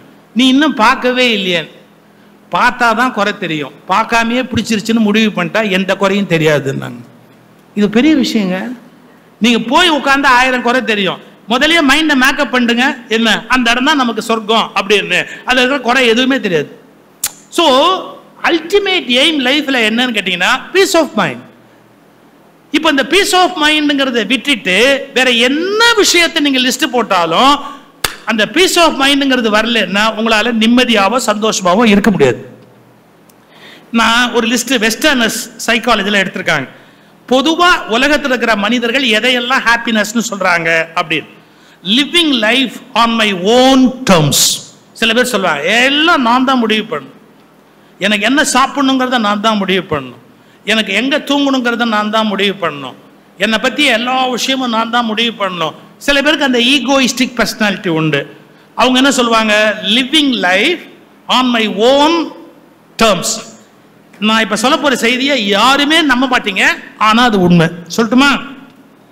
மேரேஜ் முடிஞ்சது, 2 பேருக்கும் சாந்தி முகூர்த்தம் அப்படின்னு ஒரு ஹோட்டல்ல சூட் புக் பண்ணியிருக்காங்க. இது நடந்த நிகழ்ச்சி, இம்மி கூட என் கற்பனை இல்லை. அவங்களுக்கு ஒரு சூட் புக் பண்ணி கொடுத்துருக்காங்க ஒரு ஹோட்டல்ல. பொண்ணு உள்ள குளிச்சிட்டு இருக்கு. அது குளிச்சிட்டு இருக்கும்போது பையன் குளிச்சுட்டான், உட்காந்து வெளியில பேப்பர் பார்த்துட்டு டிவி ஆன் பண்ணி பார்த்துக்கிட்டு இருக்கிறான் மாப்பிள்ளை பையன். அங்கேருந்து அந்த பேரர் ஹோட்டல் இவர் வராரு. நைட்டு உங்களுக்கு மெனு என்ன வேணும் அப்படின்னு கேட்குறாரு. அவன் இப்படி யோசிச்சுட்டு சொல்கிறான் அந்த மாப்பிள்ளை பையன், I'm vegetarian, so vegetarian food எனக்கு வேணும், வெஜிடேரியனில் இது கொடுங்க அது கொடுங்க, மெனுவை பார்த்துட்டு அது கொடுங்க அது கொடுங்க. ஒய்ஃபுக்கு சேர்த்து ஆர்டர் பண்ணிட்டான், இதை கொடுங்க இது கொடுங்க இது கொடுங்க. குளிச்சுட்டு தலையை துவட்டிக்கிட்டு அந்த பொண்ணு உள்ளேருந்து வெளியே வந்தது. யார் வந்தா? சத்தம் கேட்டதுன்னு. ஆமாம், ஹோட்டல் பேரர் வந்தார். என்ன சாப்பாடு வேணும்னு கேட்டார். நீங்கள் என்ன சொன்னீங்க? நான் வந்து வெஜிடேரியன் ஃபுட்டாக கொடுன்னு சொன்னேன். என்னென்ன கொடு அப்படின்னு சொன்னேன். நான் நடந்தது ஒரு இம்மி கூட எக்ஸாஜரேட் பண்ணாமல் சொல்கிறேன். நான் சொன்னேன் வெஜிடேரியன் ஃபுட்டு. அந்த பொண்ணு என்ன கேட்டா தெரியுங்களா? எனக்கு சேர்த்து ஆர்டர் பண்ணுறதுக்கு நீங்கள் யார்? இவன் கேட்டான், ஏன் வேணா இப்போ ஃபோன் பண்ணி சொல்லிடுறேன், நீ என்ன ஆர்டரோ சொல்லு. அதெல்லாம் இல்லை. See, you are dominating me. I am not a vegetarian. I am a non-vegetarian. நீ என்னதை கேட்டியா? சாப்பாடு ஆர்டர் பண்ணுறதுக்கு முன்னாடி எனக்கு சேர்த்து நீ வெஜிடேரியன் ஆர்டர் பண்ணுறியே. Have you consulted me? என்கிட்ட இருந்து கன்சல்ட் வாங்கினீங்களா? இல்லை இல்லை. அப்போ ஆம்பளைன்னா ஒஸ்தி, பொம்பளைன்னா மட்டமா? இவன் சொன்னா அதெல்லாம் ஒன்றுமே இல்லை, இது ஒரு பெரிய விஷயமே இல்லை, leave it as it is. உனக்கு என்ன வேணுமோ ஃபோன் பண்ணு. அது கூட எனக்கு இன்சல்ட். இப்போ நான் ஃபோன் பண்ணி எனக்கு அது வேணும் இது வேணும் இது வேணும்னு கேட்டால் அது எனக்கு இன்சல்ட் இல்லையா? நீ என்ன பெரிய மேல் ஷாவனிசம்? உனக்கு என்ன அவ்வளவு அகங்காரம்? நான் என்ன சொல்லியிருக்கணும் தெரியுமா? அவட்ட வந்ததுக்கு அப்புறம் கேட்டு சொல்றேன்னு சொல்லியிருக்கணும். எனக்கு வேண்டியதை நான் தான் சொல்லியிருப்பேன். நீ எப்படி சொல்லலாம்? அவன் கையெடுத்து கும்பிடாத குறையா சொல்றான். நான் ஏதோ வழக்கத்தில் சொல்லிட்டேன். ஏன்னா அவங்க அப்பெல்லாம் அப்படிதான் ஊட்ட வச்சிருக்கான். இப்ப எங்க அப்பாலாம் எங்க அம்மாலாம் எதுவுமே கேட்டதில்லை. நான் கொஞ்சம் நாகரிகமா, ஏம்மா இதை சொல்லிடலாமா, ஏம்மா இதை செஞ்சிடலாமா கொஞ்சம் கேட்பேன். அதெல்லாம் இப்ப என் மாப்பிள்ளையெல்லாம் சொல்லுவான், உங்க டாக்டர்கிட்ட கேட்டுட்டு சொல்றேன் அப்படின்பா. ஒன்றும் தப்பே கிடையாது. உலகம் மாறுது, புரிஞ்சுக்க வேண்டியது தான், நம்ம ஒத்துக்க வேண்டியது தான். இவன் என்ன பண்ணிருக்கணும்? அந்த ஒய்ஃபை கேட்டிருக்கணும். கேட்கல. Sorry, you won't believe, divorce ஆயிடுச்சு சார். அது will you believe it? Divorce ஆயிடுச்சு. ஒரே காரணம் என்னன்னா, he wants to dominate me. இன்னைக்கே என்ன டாமினேட் பண்றான்னா இவன் எப்பேற்பட்ட ஆளு, என்ன யார் இவன் டாமினேட் பண்றதுக்கு அப்படின்னு பொட்டிட்டு புறப்பட்டுச்சு சார். நான் வந்து பொய் சொல்லியோ இல்ல உங்ககிட்ட ஏதோ சொல்லி ஒரு விஷயத்தை நியாயப்படுத்தவோ விரும்பல. இன்னைக்கு எப்படி இருக்குன்னு கேட்டா, ஒவ்வொருத்தருக்கும் தன்னுடைய அபிப்பிராயங்கள் படியே எல்லாம் இருக்கணும் அப்படிங்கிறதுல they are very clear. இந்த மாதிரி தான் ட்ரெஸ் இருக்கணும்னா எனக்கு அப்படித்தான் இருக்கணும், எனக்கு இந்த டைம் இருக்கணும் அந்த டைம் அப்படித்தான் இருக்கணும். இது கொஞ்சம் கஷ்டம். ஒருத்தருக்கு கொஞ்சம் முன்ன பின்னு தான் இருப்போம், வெவ்வேறு மாதிரி தான் இருப்போம். அதெல்லாம் அட்ஜஸ்ட் பண்ணி வாழ்ந்தாதான் வாழ்க்கையில். அதுக்கு தான் நான் உறவுகள் மேம்பட அப்படின்னு ஒரு பேச்சு நிறைய நம்முடைய மனவளக்கலை மன்றங்களில் பேசியிருக்கேன். ராம்ராஜ் காட்டன் விழாலையும் பேசியிருக்கேன். அதில் என்ன சொல்றாரு மகரிஷி, சில விஷயங்களை சகித்து கொண்டு தான் உலகத்தில் வாழ முடியும். எல்லாமே நம்ம எதிர்பார்க்குற மாதிரி இருக்காது, கொஞ்சம் முன்ன பின்ன தான் இருக்கும். அது பெருசு இல்லை, ரிலேஷன்ஷிப் தான் பெருசு. எல்லாத்த விட ரிலேஷன்ஷிப் தானே பெருசு. அந்த எண்ணம் எனக்கு இல்லையே. Living life on my own turn. அப்புறம் இன்னும் சில பேருக்கு எப்படின்னா, இங்க துணி எடுத்தா என்ன அப்படின்னா, இங்க வேண்டாம் அந்த ஊர்ல போய் எடுப்போம். ஏன்? மோர் சாய்ஸ், நிறைய சாய்ஸ் இருக்கு. நீ ஒன்று தானே எடுக்க போற, அங்க எவ்வளவு சாய்ஸ் இருந்தா என்ன, நீ 4 தானே எடுக்க போற. 4 எங்க எடுத்தா என்ன, 40ல 4 எடுத்தா என்ன, 400ல 4 எடுத்தா என்ன, 4000ல 4 எடுத்தா என்ன, உனக்கு 4 தானே தேவை. எங்க வீட்டில் நான் குண்டு, அதுக்கு ஆனதே ஒரு பெரிய கதை. எங்க பெரிய அண்ணன், 2வது அண்ணன், 3வது அண்ணன் சென்னை சில்க்ஸ் கேட்டுங்க. எங்க அப்பா எனக்கு துணி எடுக்கவே மாட்டார். எங்க அப்பா எனக்கு எடுக்க மாட்டாரு. ஏன்னா எங்க அண்ணன் போட்டு 2வது அண்ணனுக்கு அதை போட்டு அப்புறமா எனக்கு வரும். பரம்பரை சொத்து எது? ஆப்ட்ராயர் ஷர்ட்டு பரம்பரை சொத்து. புதுசா துணி எடுக்க மாட்டாரு. பெரிய அண்ணன் போட்டது 2வது அண்ணன் போட்டு எனக்கு வரும். நான் எரிச்சல் எங்க அப்பாட்ட கேட்டேன், எப்பா நான் மட்டும் பழசு போடணுமா, எனக்கு புதுசு வாங்கி கொடு. எங்க அப்பா சொன்னார் பாருங்க ஒரு பிலாசபி, உனக்கு இது புதுசு தானடா, இது நீ இதற்கு போட்டிருக்கியோ, இது வரைக்கும் நீ போட்டது இல்ல, அப்போ உனக்கு அது புதுசு தானே. இது எங்க அப்பாவோட தேரி. அதுக்கப்புறம் தான் எங்க அண்ணனை விட நான் குண்டான. ஏன்? அவனுக்கு போடக்கூடாது அப்படிங்கிற ஒரே ரீசன். அன்னைக்கான விபத்து இன்னை வரைக்கும் இழைக்க முடியல. அதுக்கு நான் ஒண்ணும் பண்ண முடியாது. கொஞ்சம் யோசிச்சுக்கங்க. இப்போ ஒவ்வொருத்தருடைய விருப்பம் என்னன்னா, 4ல எடுத்தாலும் அதே தான், 400ல எடுத்தாலும் அதே தான், 4 லட்சத்துல எடுத்த நீ 4 தானே எடுக்க போற. உன்னை பொறுத்த வரைக்கும் அவ்வளவுதானே தேவை. மோர் சாய்ஸ். இன்னும் சில பேருக்கு எது ஹாப்பினஸ் தெரியுங்களா?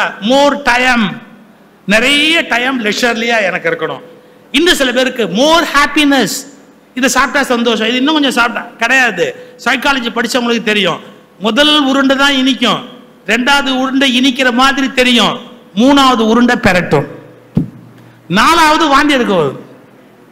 ஏன்னா எக்கனாமிக்ஸ்ல இருக்கு என்ன, லா ஆஃப் டிமினிஷிங் யூட்டிலிட்டி அப்படின்னு ஒரு தேரி இருக்கு.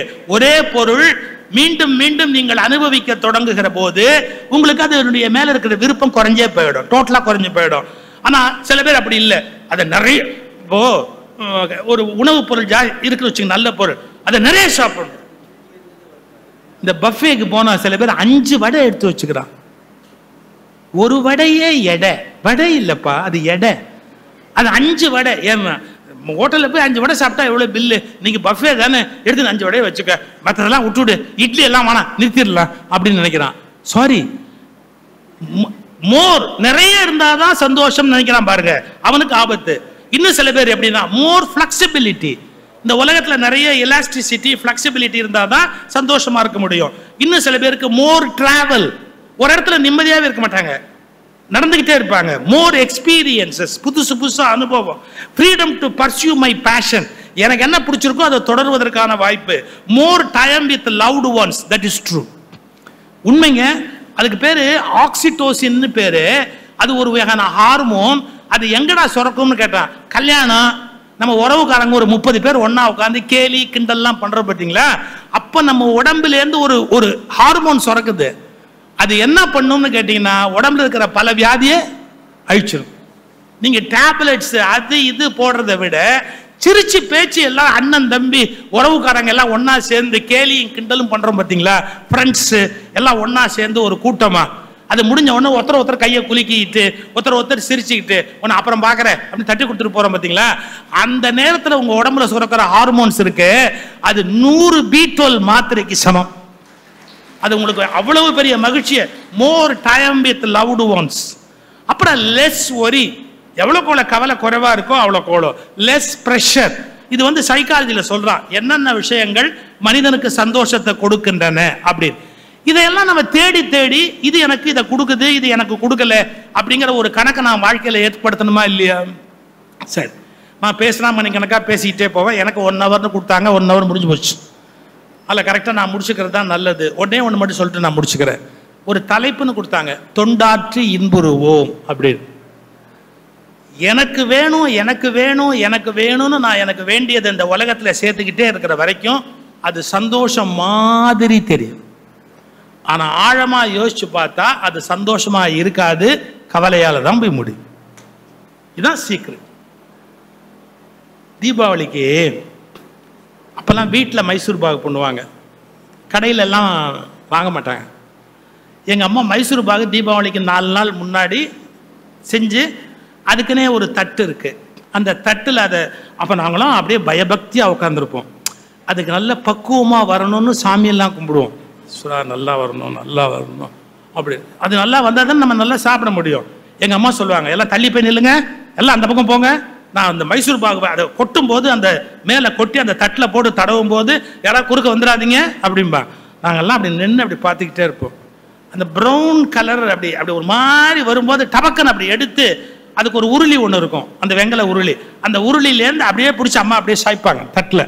நாங்கள்லாம் பிரமாதமான கலர் அப்படின்னு. அதுக்கப்புறம் கத்தி எடுத்துட்டு வா, அதெல்லாம் பணிவிட பண்ணுவோம். அப்போ அம்மாவுக்கு எல்லாரும் சேவை செய்வோம். ஓடி போய் ஒருத்தர் கத்தி எடுத்துட்டு வருவோம். கத்தியில் இப்படி அந்த கோடு போடுவாங்க கட் பண்ணுறதுக்கு. எல்லாம் துண்டு போட்டுட்டு எதையும் எங்களுக்கு கொடுக்க மாட்டாங்க. தீபாவளிக்கு மற்றவங்களுக்கு கொடுத்து ஒன்று நல்ல பீஸ் எல்லாம் எடுத்து டப்பாவில் போடுவாங்க. அப்புறமா இந்த ஓரத்தில் கோணமானெல்லாம் கட்டாயிருக்கும் பார்த்தீங்களா, இந்த அந்த அந்த தட்டுல ஓரத்துல ஒரு முக்கோணமும் இல்லாம சதுரமும் இல்லாம வட்டமும் இல்லாம ஒரு வடிவம் இல்லாம ஒரு இங்கிலாந்து தீவு மாதிரி இலங்கை தீவு மாதிரி இந்த மாதிரி வந்திருக்கிற பீஸ் எல்லாம் எடுத்து ஒரு தட்டுல வச்சு, நீ அண்ணன் நீங்க எல்லாம் போய் எடுத்துங்க அப்படிம்பாங்க. இதுல எப்படி சார் முடிவு பண்றது? நான் போன உடனே எங்க அண்ணன் கிட்ட நீட்டுவேன், எங்க அக்கா கிட்ட நீட்டுவேன். எங்க அண்ணன் என்ன பண்ணுவான், ஒரு பீஸை எடுத்துட்டு அப்புறம் எல்லாம் எனக்கு உரியது அதையும் நான் எடுத்து சாப்பிடலாம் அப்படிங்கும்போது எங்க அண்ணன் சொல்லுவான், லூஸ், இருக்கிறதுல பெரிய பீஸ் நான் வச்சிருக்கிறது தான், பெரிய பீஸ் என்கிட்ட தான் இருக்கிறதுலயே சின்ன பீஸ் தான் உனக்கு மாட்டுச்சு, நீ ஒரு முட்டாள் அப்படிமா. இப்போ மைசூர் பாக்கு இனிக்காது. ஏமாந்துட்டோமோ, நம்மகிட்ட தானே அம்மா கொடுத்தாங்க, முதலையே பெரிய பீஸை நம்ம எடுத்துருந்துருக்கலாமோ, நம்ம தப்பு பண்ணிட்டோமோ அப்படின்ட்டு உடனே அம்மாட்ட போவோம் சிபாரிசுக்கு. அம்மா அண்ணன் சொல்கிறான்ம்மா, இந்த மாதிரிலாம் அவன் பெருசு அவன் கையில் இருக்கான், சின்னது தான் நான் எடுத்துக்கிட்டேன். அம்மா என்ன சொல்லுவாங்க? ஏய் பெரியவனே, உனக்கு அறிவு இருக்கு, சின்னவனை ஏன்டா அழ விடுற, அதை அவன்கிட்ட கொடு அவன்கிட்ட கொடுத்துட்டு அவன்கிட்ட இருக்கிறத நீ வாங்கிக்க, இவ்வளோ வயசாகி போச்சு உனக்கு அறிவு வரலையே கொடு அப்படிம்பாங்க. கொடுத்துருவான். என்கிட்ட இருக்கிறத வாங்கிக்குவான். வாங்கின உடனே மெதுவாகிட்டு சொல்லுவான், உங்ககிட்ட இருந்தது தான் பெருசு, அதை நான் கேட்டால் நீ கொடுக்க மாட்டேன், அதனால தான் என்கிட்ட பெருசுன்னு உடனே நீ ஏமாந்துட்டியே அப்படி. சாரி, எப்படி ஆத்திரமா அழுகையும் வரும் தெரியுங்களா? ஐயோ நம்மகிட்ட நிஜமாவே பெருசு இருந்திருக்கு, நாம அதை அவன்கிட்ட கொடுத்துட்டு இதை ஏமாந்துட்டோம். மறுபடியும் எங்க அம்மாட்ட போவேன், மாமா நான் வச்சிருந்ததுதான் பெருசா, அவன் என்ன ஏமாத்திட்டான் தான். உன்னோட பெரிய அக்க போராடு, இது தீர்ற பிரச்சனையா, போங்கட ஏதோ ஆளுக்கு ஏதாவது உன்னை தின்னுங்க, சின்னவனை வம்புழுக்காம இருக்க மாட்டேன் நீ, பெரியவன்கிட்ட சொல்லுவாங்க. அவன் சொல்லுவான், அப்ப கொடுத்துரு, அது பெருசுன்னு அவன்கிட்ட கொடுத்துரு அப்படின்னு கொடுத்துருவான். என்கிட்ட இருக்கிறத வாங்கிக்குவான். மறுபடியும் வாங்கிட்டு சொல்லுவான், உண்மையிலே இதுதான் பெருசு, நீ வாங்கிட்டியா, அம்மாட்ட சிபாரிசு பிடிச்சி உன் கையில நான் எப்படி திருப்பி வாங்குறது, அதுக்கு தான் இந்த டிராமா போட்டேன்பா. சார், மைசூர் பாகால வந்த சந்தோஷத்தை விட நமக்கு சின்னதா வந்துருமோன்னு வந்த கவலையினால அந்த மைசூர் பாகோட அருமையே தெரியல சார். பல பேர் வாழ்க்கையை இப்படித்தான் கோட்டை விடுறான். அவனிடத்தில் கையில் இருப்பதனுடைய அருமை தெரியாமலேயே நாம் ஏதோ வஞ்சிக்கப்பட்டு விட்டோமோ என்ற கவலையினாலேயே வாழ்க்கை முழுவதும் துன்பத்தை அள்ளிக்கொண்டு போகிறானே ஒழிய என்ன கிடைத்திருக்கிறதோ அது விலை மதிப்பற்றது என்பதை புரிந்து கொள்ளாமலேயே வாழ்க்கையை வீணாக்கி விடுகிறார். கையில் இருக்கிற வைரக்கல் மட்டும் பெருசு இல்லைங்க, சாதாரண ஐஸ்கிரீம் கூட பெரிய விஷயம்தான். என்ன கிடைச்சிருக்கோ அது நம்ம சந்தோஷமா இருக்கிறதுக்கான மகிழ்ச்சியை வாழ்க்கையில கத்துக்கணும். நூற்றுக்கணக்கான விஷயம் இருக்கு, அதுக்கு நம்முடைய மனதை ஒழுங்குபடுத்தணும். நான் இப்ப அந்த தலைப்புக்கு வந்த தொண்டாற்றி இன்புறுவோம் அப்படி பாருங்களேன். எனக்கு ஒண்ணு வேணும் அப்படிங்கிற போதெல்லாம் பிரஷர், அதை அடையறதுக்கு பிரஷர், பிளஷர் இல்ல பிரஷர், அதை அடையறதுக்கும் ஒரு பிரஷர் மாறி மாறி எப்ப பார்த்தாலும். ஆனா நான் இன்னொருவருக்கு அதை கொடுக்கணும் அப்படின்னு நான் கொடுக்க ஆரம்பிக்கிற போது, மற்றவங்களுக்கு அது போய் சேரணும்னு கொடுக்கும் போது பிளஷர், எல்லையில்லாத மகிழ்ச்சி. அது எப்படி சார்? என்எஸ் கிருஷ்ணன் உட்கார்ந்துருக்காரு, ஒரு அம்மா வந்தாங்க, பிரெக்னன்ட்னு சொல்லி அங்கேருந்து வந்து வயிற்றை தள்ளிக்கிட்டு வந்தாங்க. ஐயா ஏதாவது உதவி பண்ணுங்க. அவர் எப்பவுமே தாராள மனம் உடையவர். டக்குன்னு ஒரு 100 ரூபா நோட்டு எடுத்தார். அந்த காலத்தில் 100 ரூபாங்கிறது இன்னைய தேதிக்கு 10,000க்கு மேல. 100 ரூபா நோட்டை அப்படி எடுத்தாரு, இந்தாம்மா அப்படின்னு கொடுத்தாரு. உடனே அந்த அம்மா ஐயா நல்லா இருங்கன்ட்டு இப்படி நடந்து போனாங்க. யாரு? அந்த வந்த யாசகம் கேட்ட பெண்மண். அப்ப என்எஸ் கிருஷ்ண மனைவி டீயை முதல்ல ஓடியாந்தாங்க. எதுக்கு அவளுக்கு 100 ரூபா கொடுக்குறீங்க அப்படி? அவ பிள்ளைத்தாச்சு பசிக்குதுன்னு சொன்னா அதான் கொடுத்தேன். அவ கேட்டா, என்ன என்எஸ் கிருஷ்ணன் ஒய்ஃபு முதல்ல கேட்டாங்க, கொஞ்சமாவது உங்களுக்கு அறிவு இருக்க? அவன் எப்படி நடக்கிறா பார்த்தீங்களா? பிள்ளைத்தாச்சு எப்படி நடக்க முடியுமா? சும்மா வயிற்றுல துணியை சுத்திக்கிட்டு வந்து உங்ககிட்ட வேஷம் போட்டா ஏமாந்து போய் 100 ரூபா கொடுத்துருக்கிறீங்களே, உங்களுக்கு கொஞ்சமாவது அறிவு இருக்குதா அப்படின்னு ஒரு வார்த்தை சொன்னார் சார். நாமளும் அதே தான் பண்றோம், நமக்கு காசு கொடுக்கல. என்ன, நாம போய் சினிமாவில் நடிக்கிறோம், காசு கொடுக்குறாங்களா இல்லையா? அவ எங்கிட்ட நடிச்சா காசு வாங்கிட்டு போயிட்டா. இப்ப நாம என்ன பண்றோமோ அதை தானே பண்ண. இதுல இன்னும் கூட நான் அவளுக்கு ஒரு 100 ரூபா கூட கொடுக்கணும், கூப்பிடாமல் இருந்தார். ஏன்னா எல்லார்கிட்டையும் நடிச்சு காசு வாங்குற எங்கிட்டயே நடிச்சு காசு வாங்கிட்டா அவ பெரிய ஆர்டிஸ்ட்னு அர்த்தம். கூப்பிடு, இன்னொரு 100 ரூபா கொடுக்கலாம் அப்படின்றார். யோசிச்சு பாருங்க, எவ்வளவோ காலமாகி இன்னும் என்எஸ் கிருஷ்ணன் நிக்கிறார் இல்ல. அப்ப என்ன காரணம்? மற்றவங்களுக்கு என்ன பண்ணலாம்? In what way I can help others. ரெண்டே தேதி நான் சொன்னது, உலகம் அன்புக்கு இயங்குகிறது, இது உங்கள் தனி மனித வாழ்க்கையை மாற்றும். நீங்கள் தொண்டு செய்யுங்கள், உலக சமுதாயம் இன்புறும். தனி மனித வாழ்க்கைக்கு அன்பை வழங்குங்கள், உலக நன்மைக்கு தொண்டை புரியுங்கள். நன்றி, வணக்கம். இன்னும் 5 நிமிடங்களில் விழா நிறைவு பெறும். அனைவரும் அவரவர் இருக்கைகளை தொடர்ந்து அமர்ந்திருக்குமாறு அன்போடு கேட்டுக்கொள்கிறோம். மிக கடந்த 1.5 மணி நேரம் மிகச் சிறப்பான ஆழமான கருத்துக்கள். இந்த கருத்துக்களை இந்த அவையில் மட்டும்தான் பேச முடியும். அதற்குரிய அவையில் அதற்கான கருத்துக்கள் மிகச் சிறப்பாக ஐயா அவர்களால் பரிமாறப்பட்டது. மனம் என்பது என்ன, அறிவு என்பது என்ன, எதை எங்கே பயன்படுத்த வேண்டும், எப்படி பயன்படுத்த வேண்டும், ஐயா சொன்ன எல்லாவற்றையும் கூட்டி பார்த்தோம் அப்படின்னாக்க அருட்தந்தை அவர்கள் ஒரு பாடலை சொல்லியிருப்பார். இன்ப துன்பம் என்பது என்ன, இவை இரண்டும் எங்கிருந்து தோன்றுகின்றது என ஆராய்ந்தேன். இன்பமே இயற்கையிலே எங்கும் நிறைந்துள்ளது, இன்பத்தின் அளவு முறை மாறும்போது ஏற்படும் ஒரு பொருத்தமில்லா உணர்ச்சி தான் துன்பமாகவும் இரண்டும் அறிவின் அலைகளாகவும் கண்டேன் அப்படின்னு சொல்லியிருப்பாங்க. அந்த கவிதைக்குரிய விளக்கமாக மிக அற்புதமான உரையாக ஐயா அவர்களுடைய உரை அமைந்திருந்தது. ஐயா அவர்களுக்கு உங்கள் அனைவர் சார்பாக மனமார்ந்த நன்றிகளை தெரிவித்துக் கொள்கிறோம்.